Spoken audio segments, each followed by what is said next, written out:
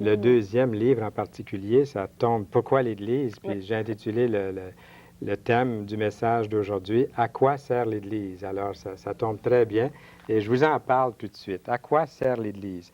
Et pour vous en parler, bien, je prends la Bible, la parole de Dieu, pour pouvoir savoir ce que Dieu nous dit. Mais j'aimerais faire une petite précision avant de continuer. Là, qu'est-ce qui vient à votre esprit lorsqu'on parle de l'Église? Ici, la précision que j'aimerais apporter, c'est qu'il n'est pas question d'une bâtisse, d'un temple, d'une maison, de briques, de pierre, de bois, là. Il est vraiment question de l'Église composée de membres, de personnes vivantes qui ont reçu le Seigneur Jésus-Christ dans leur vie, dans leur cœur, et puis le Saint-Esprit a transformé. Ce sont des paroles peut-être là qu'on ne saisit pas à premier abord comme ça, mais vraiment l'Église est composée de personnes qui sont appelées dans l'Écriture des pierres vivantes. Et l'ensemble des croyants, de ceux qui ont placé leur confiance en Jésus-Christ, Dieu dit que c'est ça l'Église. Il dit ça, c'est mon Église. Et je les aime. Il nous appelle ses amis. Donc, c'est ce que nous allons regarder dans la parole de Dieu. L'Église est une société, en quelque sorte, qui appartient au Seigneur Jésus-Christ, composée de ceux et de celles qu'il appelle ses amis. Chaque membre de cette société a été scellé. La Bible dit que ça a été scellé du Saint-Esprit. Et ça s'est fait à la conversion sérieuse et sincère, authentique au Seigneur Jésus-Christ. Et au travers du baptême d'eau, le baptême du Seigneur qui est un baptême dans l'eau, un baptême par immersion, le croyant s'identifie lui-même avec le Seigneur Jésus-Christ dans sa mort, dans son ensevelissement et dans sa résurrection. L'Église est une communauté empreinte du Saint-Amour. Et à l'intérieur de l'Église, on trouve le pardon, la justice et aussi l'affection, puisqu'il est question de communion fraternelle les uns avec les autres. La Bible dit dans 1 Jean chapitre 1 verset 3, « Notre communion est avec le Père et avec son Fils, le Seigneur Jésus-Christ. » L'Église donc est au service du ciel au niveau d'ambassadeur parmi les nations du monde. L'Église est chargée de la bonne nouvelle du Seigneur Jésus-Christ, de la grâce de Dieu. Nous possédons une nouvelle vie. Et l'apôtre Paul, dans une de ses lettres, écrit « Vous avez tout pleinement en lui », c'est-à-dire vous avez tout pleinement en Jésus, qui est le chef de toute domination et de toute autorité, dans Colossiens chapitre 2, verset 10. Je vous donne les références, je sais qu'il y en a qui aiment les prendre en note. Et l'apôtre Paul, dans une autre lettre, écrit « Dieu est fidèle, lui qui vous a appelé à la communion de son Fils, Jésus-Christ notre Seigneur. » L'Église de Dieu n'est pas, comme généralement plusieurs le croient, n'est pas le total des églises locales, ni la somme de toutes les soi-disant dénominations des églises. L'Église n'est pas composée de dénominations, comme on croit généralement, ou d'églises, de groupes, mais de croyants individuels qui se confient dans le Seigneur Jésus-Christ.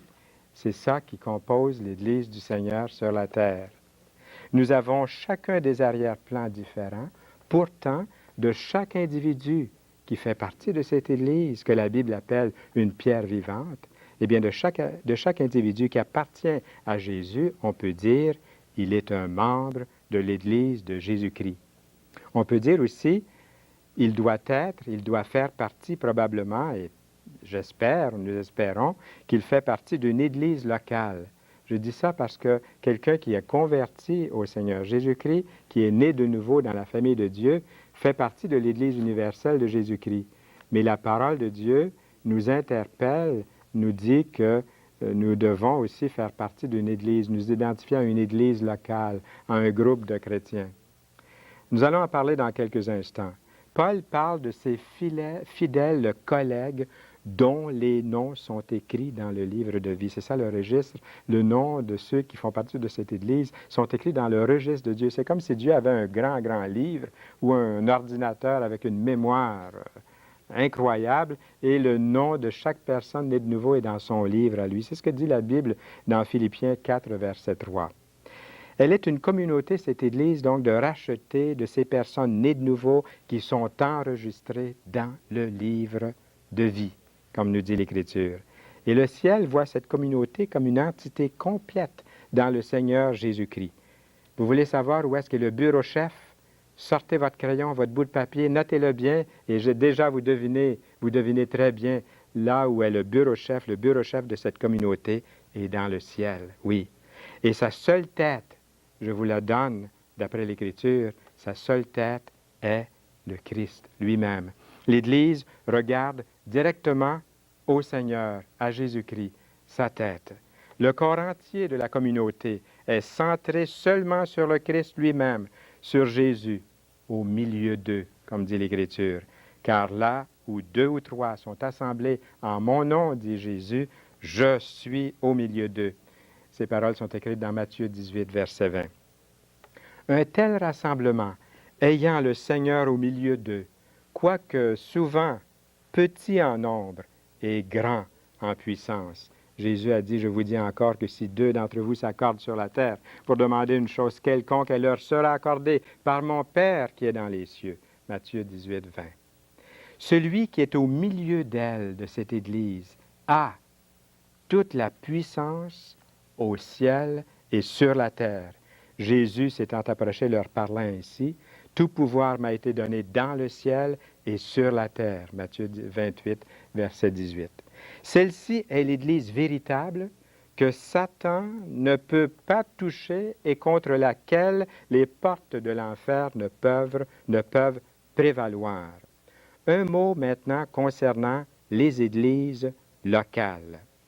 L'Écriture parle d'une seule Église, l'Église de Dieu. Mais elle parle aussi d'un grand nombre d'églises locales. Chaque Église locale est complète en elle-même. Elle est comme l'image de cette Église universelle ou l'inverse peut être dit aussi également, avec le Seigneur Jésus-Christ comme tête, exactement comme il est la tête de l'Église universelle. L'Écriture dit, en lui, tout l'édifice bien coordonné s'élève pour être un temple saint dans le Seigneur. L'Écriture continue en disant, en lui, vous êtes aussi édifiés pour être une habitation de Dieu en esprit, dans Éphésiens 2, 21 et 22. Chaque chrétien est un membre de l'Église pour toujours, mais il peut, dans sa vie sur la terre, avoir appartenu à plusieurs églises locales. J'ai compté que je faisais partie à l'heure actuelle de la 7e église locale. Non pas que le chiffre 7, on dit que c'est le chiffre parfait, que j'ai atteint l'église parfaite, mais c'est selon les circonstances, ça arrive comme ça. Mais je fais partie de l'église universelle, bien que sur la terre, j'ai pu faire partie de différentes églises locales. Les églises locales sont là, comme des lampes allumées par le Seigneur Jésus-Christ dans le monde. Elles sont des flambeaux que lui-même, il allume. Elles sont composées d'êtres ayant 2 natures, des personnes qui ont l'Esprit de Dieu, mais qui sont des mortels, des personnes dans lesquelles se trouve ce grand trésor que Dieu place dans le cœur de celui qui lui fait confiance, qui l'accepte comme Seigneur et Sauveur.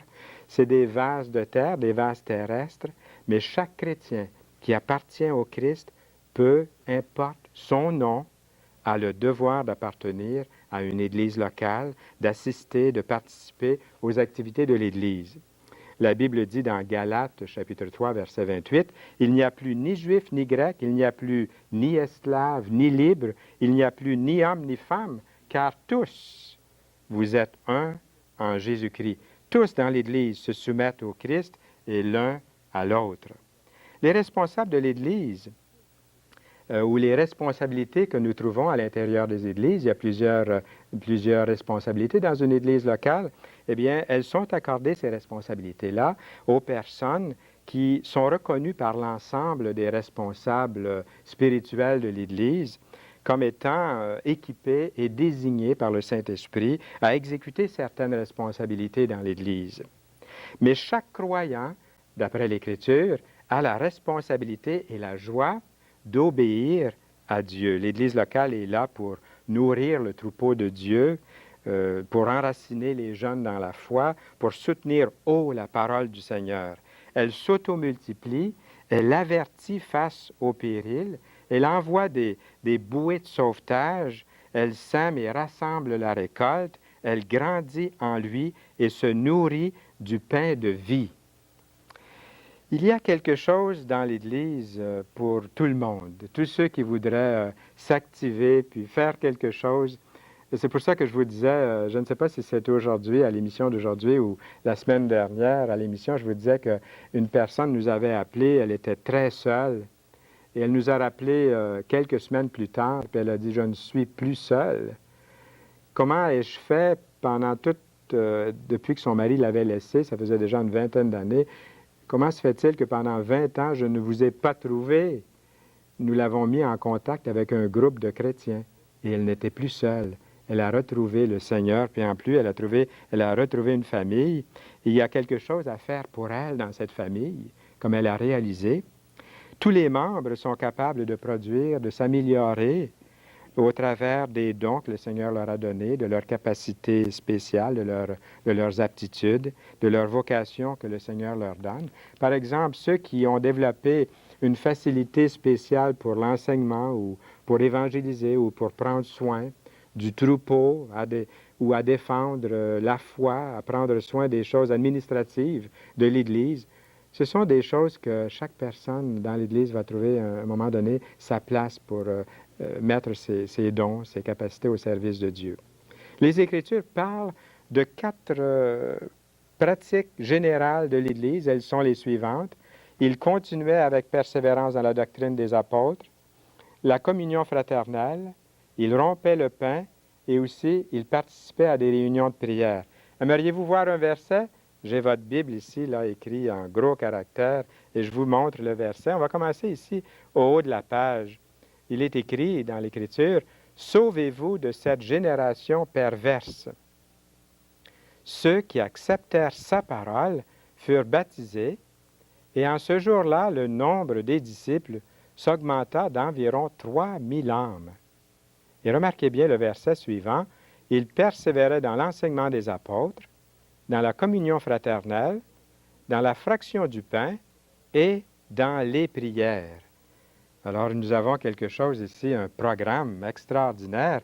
L'expansion de l'Église locale s'accomplit donc par l'obéissance aux instructions du Seigneur, c'est-à-dire faire des disciples de toutes les nations, sans discrimination de couleur, de race, de groupe ethnique, d'arrière-plan, les baptiser au nom du Père, du Fils et du Saint-Esprit, les enseignant à observer toutes choses.